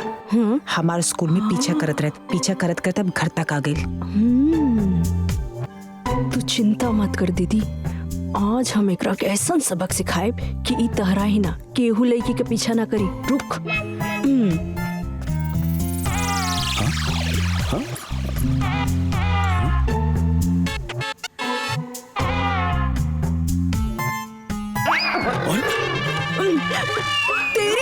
अरे रहुआ रुकी ना, ये कहा करत बानी? तोहार इतनी हिम्मत, तू हमार बहन का पीछा करत बाड़ा? हाँ? तू हमन के ऐरा गैरा समझ ले बाड़ा का? आज तोहरा के पता चली कि हमन कौन धन के हो रहा होखी। अरे रहुआ कहा करत बानी? पहले हमारी बात तो सुनी। का सुनी? बोला। देखी, हमार नाम गगन बा, हम एक इंजीनियर बानी। हम बहुत सभ्य परिवार के लड़का बानी। हमार बाबूजी ना अध्यापक बाड़े। राउर दीदी के बारे में ब्याह टूटला के अखबार में पढ़ ले रहनी। बड़ा दुख भइल है। हम राउर दीदी से ब्याह कल चाहता नहीं। हम बाबूजी से बात कर ले बानी। अच्छा तो ठीक बा, हम तोरा घर चलब और हम खुद बात करब। हाँ, आई चली ना। अरे शिवा, पागल हो गई बैठो का? एक अनजान आदमी के साथ कहाँ जात बैठो? अरे दीदी तू घबरा जिन, हमके हमार रक्षा करे आवेला। चली, रुक जा, हम आवत हैं। हाँ चली ना, बैठी। हाँ।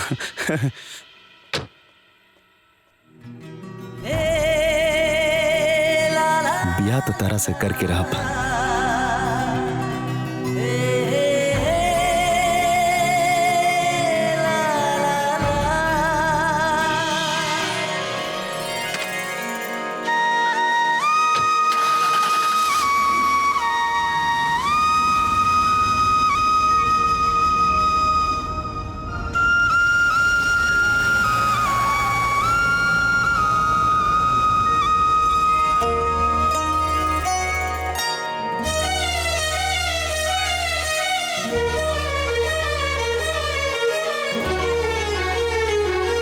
बबुआ जी दोनों लड़कियन सियान हो गए बानी। कहीं रहुआ घर पर देख लेती तो सुधा के यह साल बिहा कर देती। अरे भैया हमरा के मालूम रहे रहुआ खोजब ना तो अच्छे घर में रिश्ता खोजब। दहेज कुछ ना मगी है, वो का है कि लइकवा के तनी फालिज के शिकायत बा। लेकिन हाँ वो जो बालू वाला ट्रक होला नु वो करू ड्राइवर बहुत रुपया कमाल। बाकी भाऊजी तनिक सा खोट बा यही कि लइकवा तू बियाह बा। अब का बताई, देखा बिटिया बिटा रहन के बारे में कुछ कहा के ना चाहिए, लेकिन यही जान ला कि पूरे गांव के लौंडन के साथे बैठ के घूमेली, महाचरित्रहीन बाड़ी।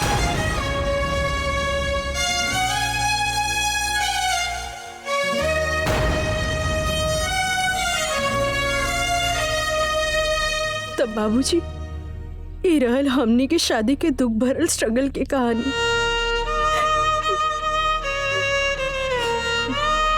तू चिंता मत कर बेटा, समझ ल कि आज से तारा दुख के दिन समाप्त हो गई। तारा बहन से हमरा बेटा के ब्याह हुई। तो ठीक बा बाबूजी, तो कल हम अपना मायके लेके आ जाए। ना बेटा ओकर जरूरत नहीं है, हमनी के खुद मिले आ जाए जा। बेटी आज से पहले जब तार माई घर से बाहर ना निकल ली तो फिर काहे आई है? अरे अब हमनी के मिल गई नीनू।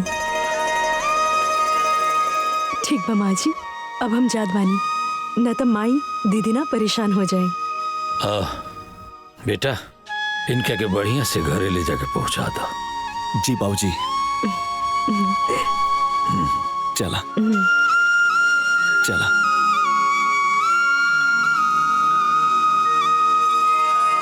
राहुल बिटिया हमनी के पसंद बिया, हमार लइका रउआ पसंद बा, तो ब्याह में तो कोनो अड़चन बा ना जी। ब्याह हो जाई, लेकिन हमारे गो शर्त बा। अगर रउआ मानब तबे ब्याह हुई।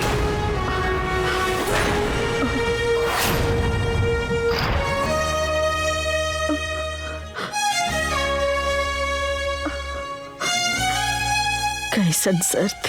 दहेज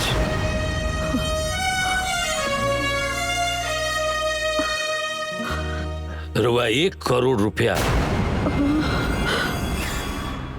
नहीं खे देवे के, सिर्फ 1 रुपया पंडित जी के देवे के बा बस।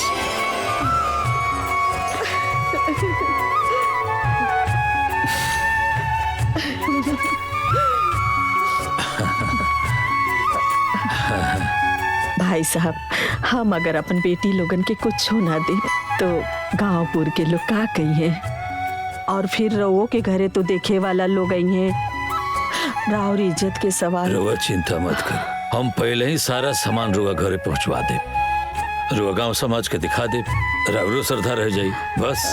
अब आपके जैसन मर्जी। और हाँ सीमा के ब्याह की भी रुआ चिंता छोड़ दे, हम कोनो बढ़िया घर बार देख के एके मंडप में दोनों ब्याह करवा दे,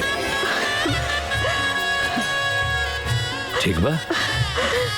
भाई साहब रउआ सब जैसे रिश्तेदार पाके हम तो धन्य हो गई। ये सब ना, अरे हमनी धन हो गई नी लक्ष्मी जैसन बहुरिया पाके।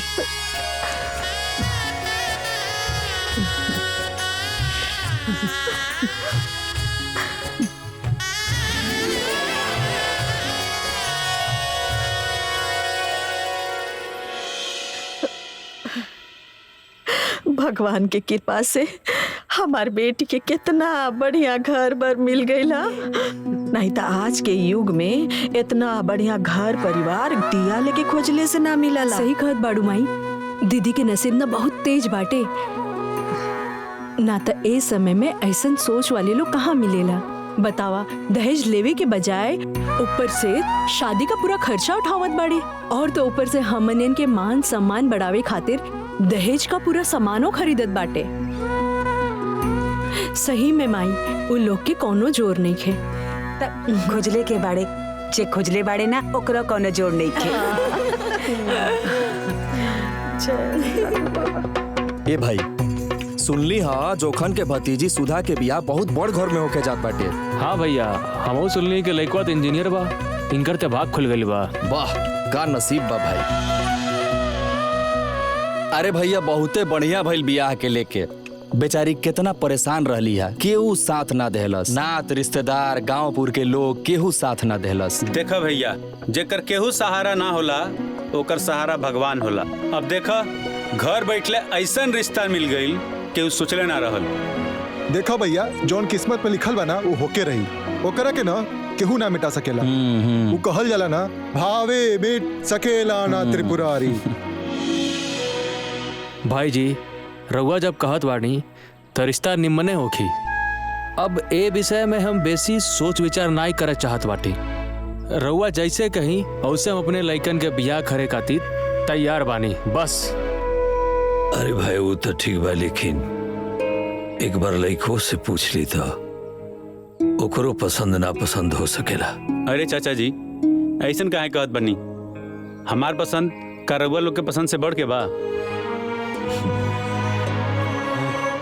रउआ लोग बाप चाचा बानी, जौन फैसला करी है वो हमरा के मंजूर बा। बाबूजी सबके तो मंजूर है बा, तो लेने देने की भी बात कर ली। अरे बेटा भगवान के दियल हमरे पास सब कुछ बा, तो हम दहेज लेके अपन हाथ काहे गंदा करी। हमरा के कुछ ना चाहिए। तो ठीक बा, एक ही मंडप में दोनों जना के ब्याह हो जाए, लेकिन हमारे को शर्त बा। रउआ शादी में जितना खर्चा करवा ओकर आधा पैसा हम खर्चा करब।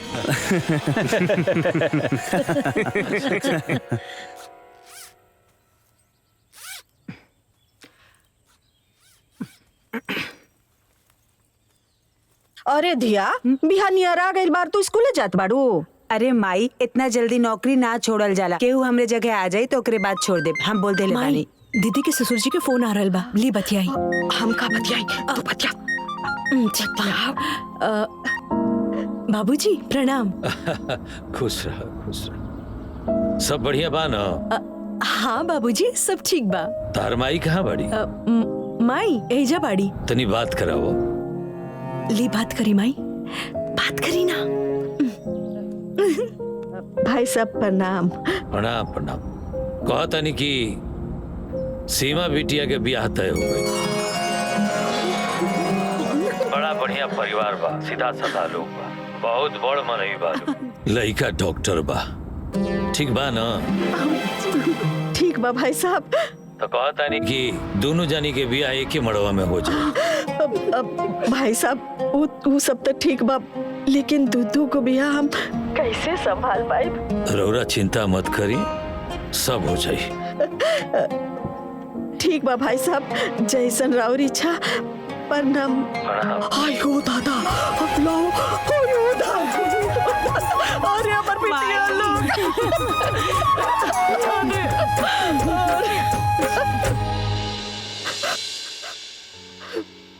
ए जी राव आशीर्वाद से हमने के दोनों बिटिया के ब्याह एक के साथ एक के मड़वा में होके जा रहा बा। आज रउआ रहती तो कितना खुश होती। ए जी और कमी हमरा के बहुत कर रहल बा।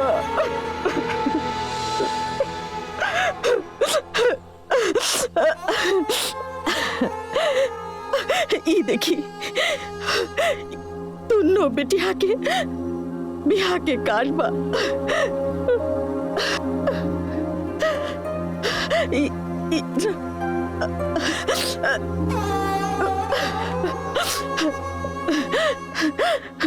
दुनिया तो बियाह के पहला कार्ड देवी देवता के चढ़ावेला,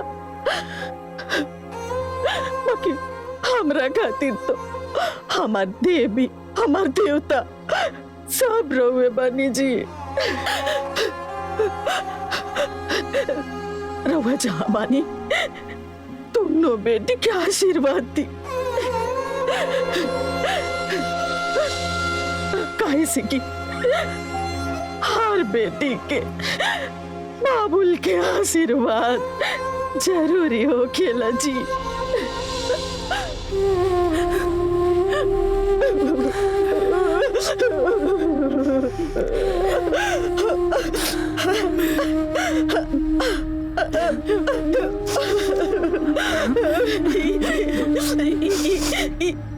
दोनों बेटी के आशीर्वाद दीजिए।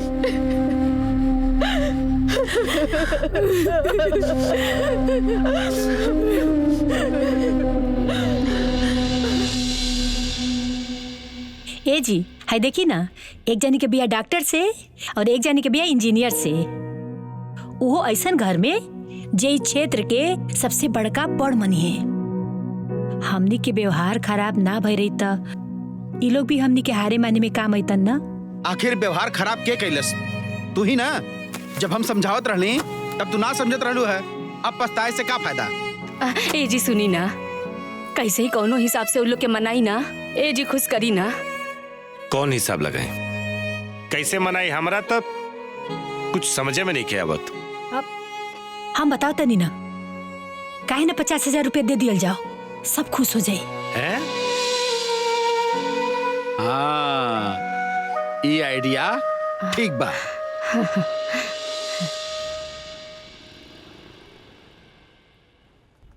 अरे प्रणाम मास्टर साहब। अहो भाग्य हमार की रउआ हमारे दुकान पर पधरनी। बताई आदेश करी, का सेवा करी?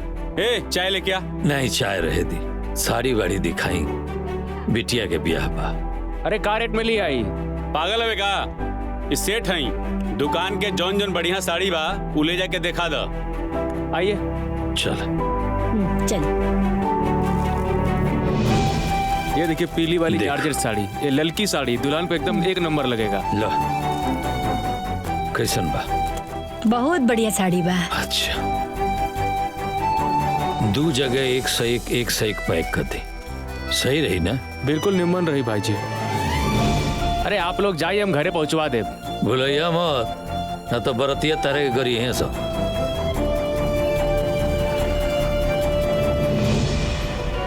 नमस्ते नमस्ते, आई लोग। प्रणाम प्रणाम प्रणाम प्रणाम प्रणाम। ये कैसे? ये 4x6 के है। 6x6 के बा। ये देखिए किंग साइज है।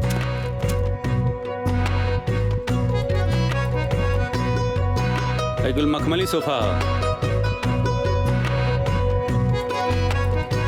अच्छा, सामान तो रुआ के यहाँ सब बढ़िया बा, सब ब्रांडेड बा जी।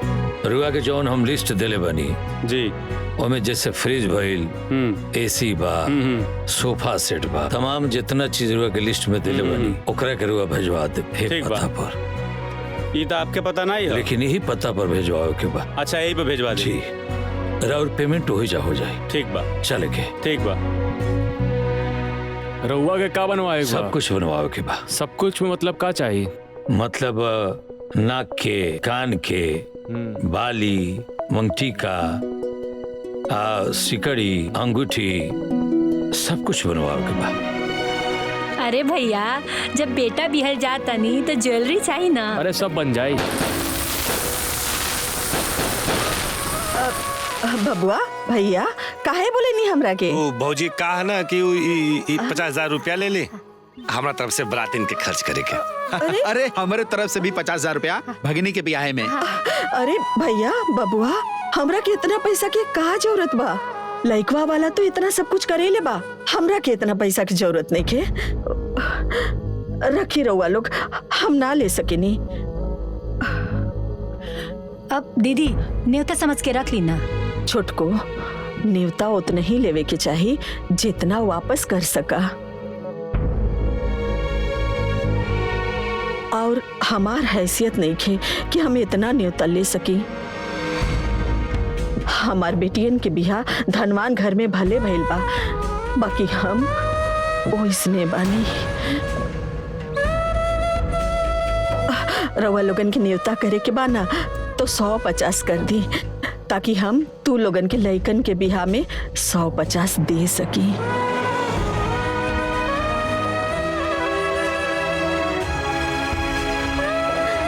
बबुआ भैया रख ली पैसा। बराता गोइल, ए चली जा बराता गोइल। हमार बिटियन के ब्याह होवे जात बा।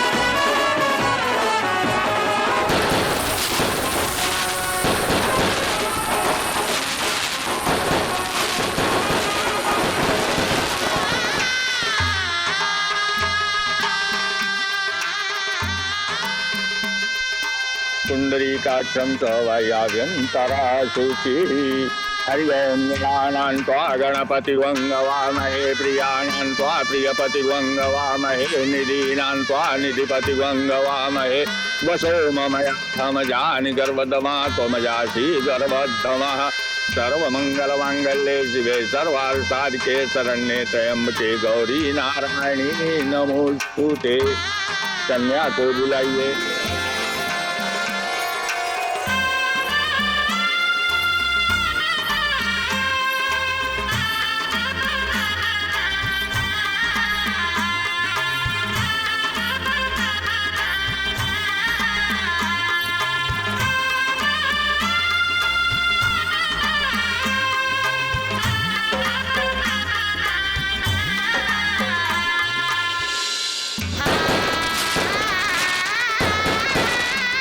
पुंडरीकाक्षं च वायाभ्यन्तरा शुचिः हरि ओं गणानां त्वा गणपतिवङ्गवामहे प्रियाणां त्वा प्रियपतिवङ्गवामहे निधीनां त्वा निधिपतिवङ्गवामहे वसो ममयामजानि गर्भदमा त्वमजासि गर्भद्धमः सर्वमङ्गलमाङ्गल्ये शिवे सर्वार्थसाधिके शरण्ये त्र्यम्बके गौरी नारायणी नमोस्तुते।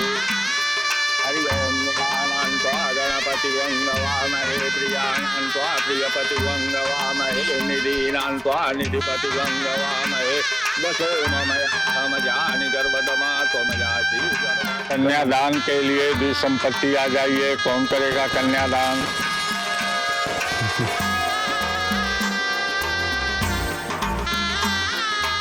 पंडित जी, कन्यादान सिर्फ हमार माई करी, सिर्फ हमार माई और केहू ना।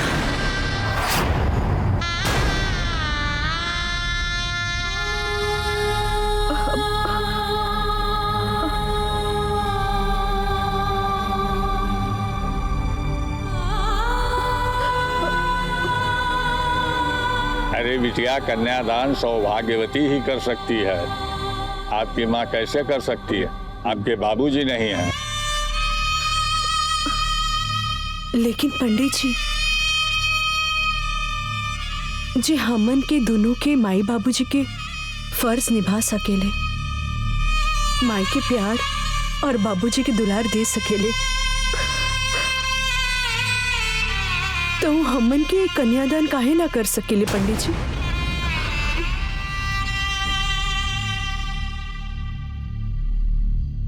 पंडित जी, हमनी के माई सिर्फ हमार माई ना, माई और बाबूजी दोनों बाड़ी। बिटिया बात के समझा, इस शुभ काम बा सुहागी नहीं कर सकेनी, हम कैसे करी? ना माई, हम कुछो न जाने ली। हमन के कन्यादान सिर्फ तू ही करबू। बोला करबू की ना?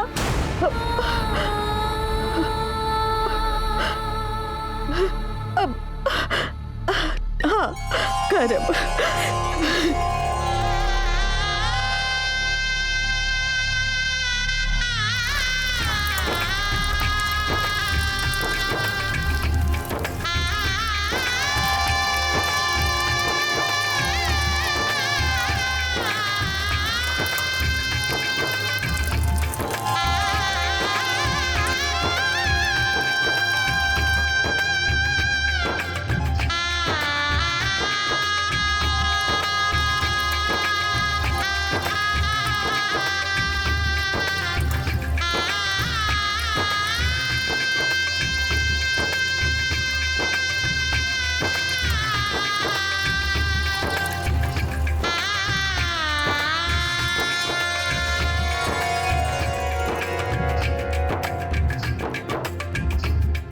गठबंधन करने के लिए कोई आइए, गठबंधन कीजिए।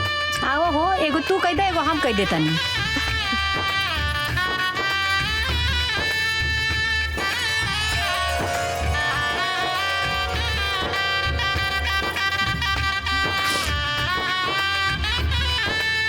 जयमाल के लिए खड़े हो जाइए आप लोग।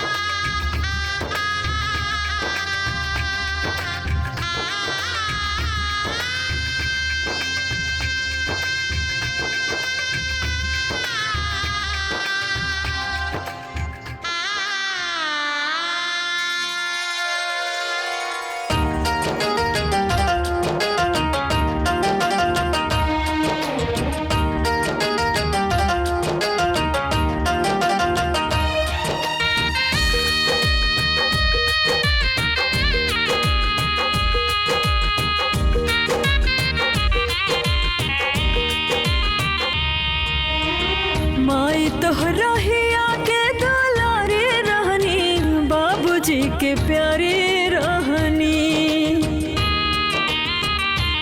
हाँ माई तोहरा ही आके दुलारी रहनी, बाबूजी के प्यारी रहनी।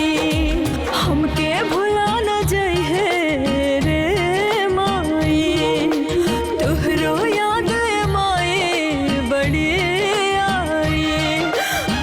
छूटे घर बार अब छूटे अंगना, छूटे अब प्यारी बहिनी। माई तोहरा ही आके दुलारी रहनी, बाबूजी के प्यारी रहनी।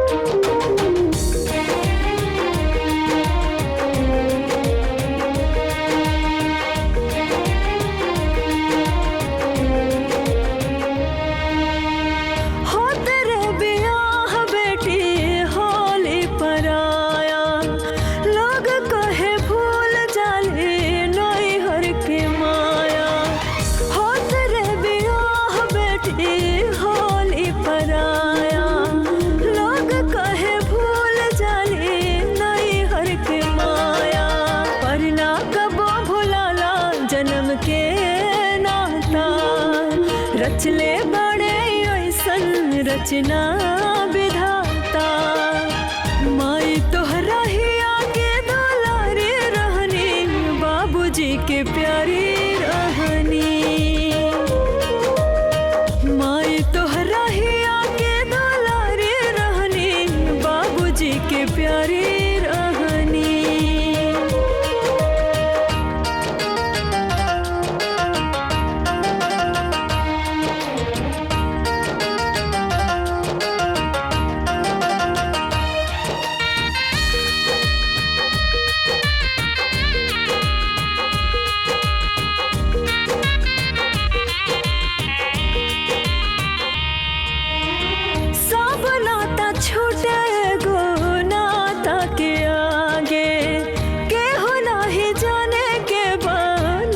केकरा भागे सब नाता छूटे गो नाता के आगे, केहू नाही जाने के बनल केकरा भागे। होई विदाई बेटी तरुबे करी, हम आई बेटी से दूर त होखबे करी। माई तोहरा ही आके दुलारी रहनी, बाबू बाबूजी के प्यारी रहनी माई तोहरा ही आगे दुलारी रहनी बाबूजी के प्यारी रहनी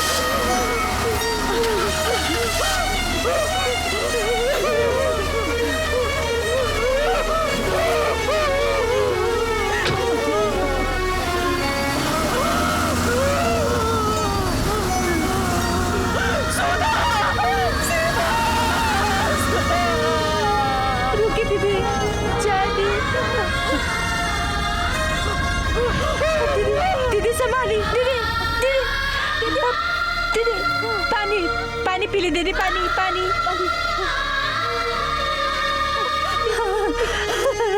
पानी। हाँ हाँ हाँ उठी दीदी उठी। हाँ दीदी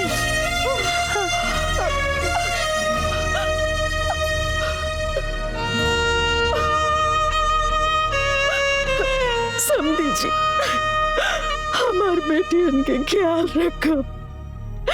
अब उन लोगन के रहुए लोग माए बाप बानी, उन लोगन में अब इन बचपन आबा।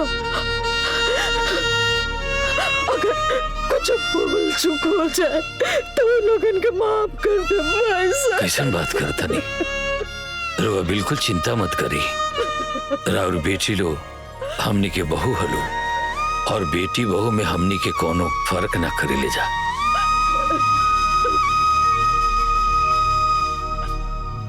हाँ समझी जी, हमनी के बहू के विदाई करके ले जाते बाटी, और बहू घर के लक्ष्मी होली। लक्ष्मी लक्ष्मी जैसे उनकरा के राखब भी। अब हमनी के संबंधी हो गए बनी जा, ऐसे हमनी के सुख दुख भी राउर सुख दुख हमार सुख दुख एक ही हो गए बा।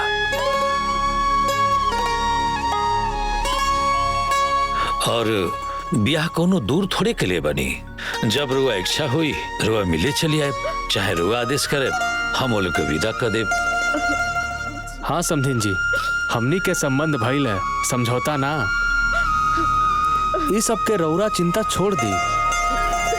और हाँ रुआ से हम एगो बात कहे के चाहता नहीं, रुआ तैयार है, बहुत जल्दी राउरो हम विदाई करा ले।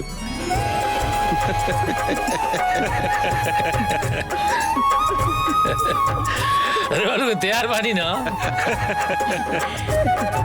अच्छा प्रणाम।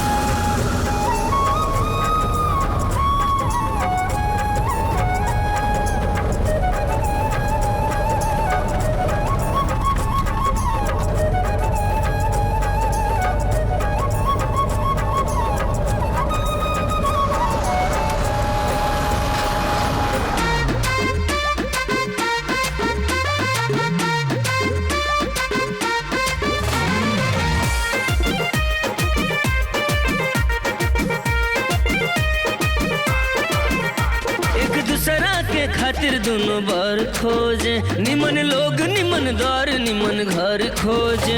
एक दूसरा के खातिर दोनों बार खोजे, निमन लोग निमन द्वार निमन घर खोजे। अब बियाह के कुल तैयारी बा, अब बियाह के कुल तैयारी बा। सर पे चिंता चढ़ल बड़ी भारी